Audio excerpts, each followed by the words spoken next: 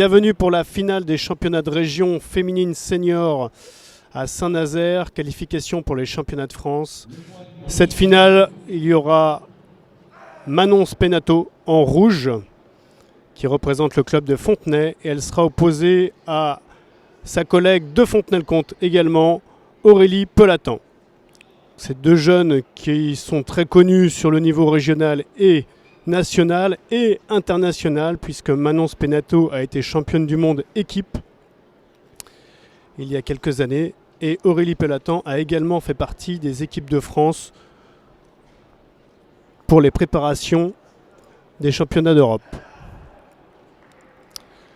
Évidemment, c'est un petit peu particulier pour ces deux jeunes filles qui se retrouvent en finale, puisqu'elles se connaissent parfaitement. Elles font équipe ensemble pour les championnats de France. Elles ont été championnes de France il y a 2 ans. Donc la finale sera arbitrée par Fabrice Difala au centre, qui est le responsable régional des arbitres. Il y aura accompagné de Julien Bretodeau et de jeunes arbitres régionaux.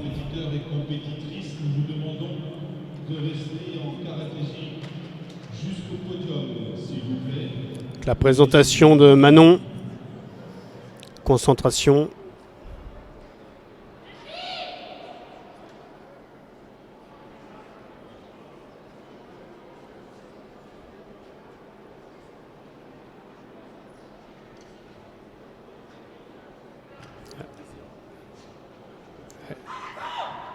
Elle va nous présenter Gangaku, un kata avec prise de risque très importante, beaucoup de coups de pied, un retourné spectaculaire en fin de kata. La stabilité sera la clé de sa réussite. Bon démarrage, bonne percussion.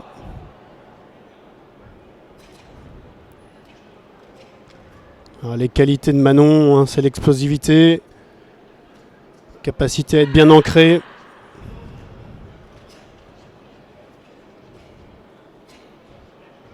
Voilà. Bonne rythmique.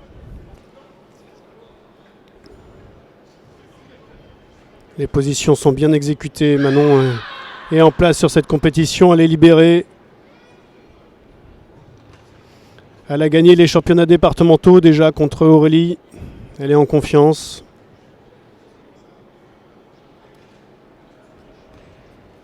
Moment difficile, voilà la rotation. Bien exécutée, pas de déséquilibre.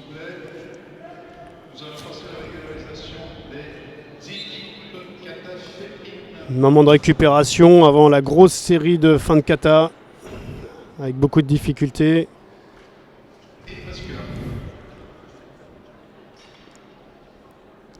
Allez, c'est parti, elle va entamer la phase des yokogeri, coup de pied latéral. Voilà, sur un seul pied, bien maîtriser son équilibre. Temps lent pour exploser. Très bien, premier coup de pied. Il en reste 3. La fatigue va être importante, bien gérée.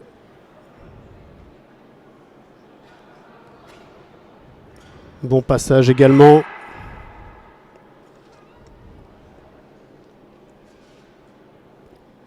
Voilà. C'est le danger de ce kata, c'est la prise de risque. Mais c'est ce qui paye aussi souvent auprès des arbitres. La capacité de se mettre en danger et de performer. Bravo, la rotation est passée parfaitement. Bonne percussion de fin de kata. Une très belle prestation de Manon.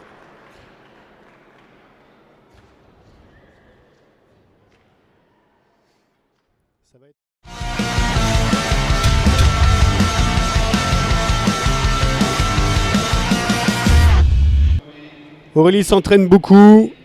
Ce sont des jeunes qui sont des espoirs pour le championnat national, mais aussi elle se place pour éventuellement les Jeux Olympiques. Maintenant le karaté est olympique. Espérons que ces jeunes vont pouvoir y participer en 2024.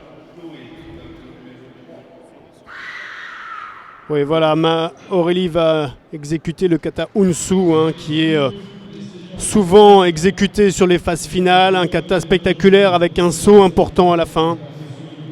très technique, très dynamique, un peu plus court que le kata Gangaku. Elle se place vraiment sur une stratégie différente de Manon pour ne pas être comparée sur leur style de karaté. Aurélie est plus rapide, plus svelte, avec une amplitude plus importante. Bon démarrage. Des beaux coups de pied.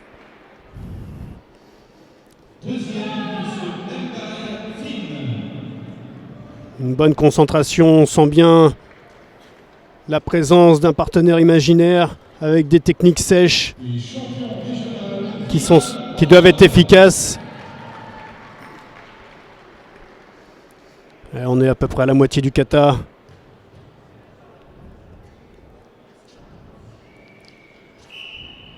Une phase lente et puis redynamisé maintenant. Bon passage.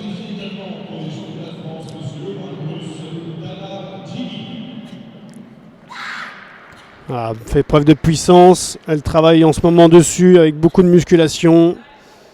Ça porte ses fruits. Et voilà, l'origine du kata, la main dans les nuages maintenant, le saut.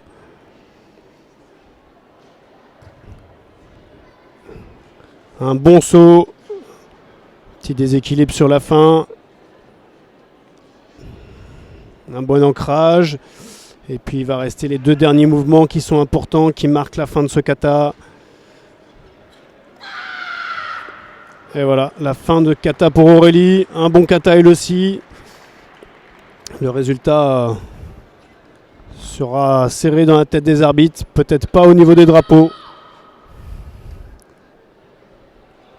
Toute la difficulté pour le jugement maintenant est d'analyser les prestations des deux partenaires, deux adversaires pour cette finale. Savoir qui a eu le meilleur potentiel, qui a représenté le karaté dans son ensemble. Qualité technique, principalement, mais aussi physique. Victoire de Manon, 3 drapeaux à 2. Voilà, ça a été... Donc nous voilà avec la finaliste Manon Spenato et celle qui a gagné aujourd'hui. Je sais que pour toi c'était une compétition un peu particulière et puis je sais que cette finale c'était aussi un peu particulier contre Aurélie. Qu'est-ce que tu en as ressenti ? Bonjour, donc déjà je suis venue ici sans trop d'entraînement. Je fais de la compétition maintenant vraiment pour le plaisir, pour me faire plaisir et du coup je suis venue un peu ici sans pression et du coup j'ai essayé de me faire plaisir même si je ne suis pas trop satisfaite de moi surtout sur mon premier tour. Après sur mon deuxième tour ça allait, sur la finale je me suis sentie mieux et c'était particulier parce que j'étais contre ma coéquipière de club Aurélie. Et en régional, c'est la première fois qu'on est en finale contre. Donc c'était vraiment particulier, mais je suis contente d'avoir fait cette finale. On en avait parlé un petit peu ensemble au niveau des départements. Le fait de moins t'entraîner, ça te permet d'avoir plus de fraîcheur, plus d'envie. Est-ce que ça te donne envie de pouvoir te projeter dans une aventure pré-olympique ou est-ce que pour toi c'est quelque chose de compliqué en fonction de tes études ? En ce moment, c'est plutôt quelque chose de compliqué parce que je suis sur Poitiers pour mes études et j'ai pas de quoi m'entraîner. Ma première et ma deuxième année, j'avais de quoi m'entraîner avec un entraîneur sur Poitiers, sauf que là, on n'a pas les mêmes créneaux horaires, donc c'est compliqué de s'entraîner. J'essaie de courir une fois par semaine. Quand je rentre le samedi à Fontenay, j'essaie de m'entraîner, mais c'est très rare. Là, je m'étais pas entraînée depuis un mois, donc depuis la Coupe de France où j'ai fait 3e. Et vraiment, à la Coupe de France, j'y suis allée sans pression et c'est vraiment passé tout seul. Je me suis relâchée et là, c'est pareil, je n'ai pas de pression. Mais pour la préparation olympique, c'est pas trop dans ma tête. Je veux me faire plaisir avant tout et voilà. Bon, c'est réussi, tu nous donnes du plaisir aussi. Une belle performance. Bien, nous voilà maintenant avec la personne qui a perdu cette finale mais qui était très méritante parce qu'elle fait une très grosse compétition, je l'ai expliqué tout à l'heure. Elle gagne contre Marion en demi-finale. Marion est la personne qui a le plus gros palmarès de la région au niveau régional et national. Qu'est-ce que ça représente pour toi tout ça ? Oui, grosse compétition, je m'y attendais pas. Je venais un peu sans pression. Et je savais qu'il y aurait Marion, je savais qu'il y aurait Manon et je savais que c'était les deux adversaires à battre. Je ne savais pas dans quel ordre. Et c'est la première fois en 8 ans en senior que je bats Marion, qui est effectivement une adversaire redoutable, que je respecte parce que c'est une grande athlète qui a fait des résultats toute sa carrière. Et voilà, pour moi, déjà, d'avoir gagné cette demi-finale contre Marion, c'était déjà une grosse performance très satisfaisante pour moi. Et là, du coup, la finale contre Manon, qui est ma coéquipière de club, c'était que du bonus. On se rencontre souvent en département, en ligue, on travaille ensemble. Donc voilà, on fait 3-2. Ça reflète, je pense, 3-2 aussi contre Marion. Je pense que ça reflète notre niveau à toutes les trois qui est bon et qui aurait pu être, ça aurait pu être basculé dans l'autre sens, je pense aussi, pour Marion comme pour moi contre Manon. Donc, mais voilà, satisfaisant. Pour cette finale, justement, moi je te trouvais un petit peu fébrile.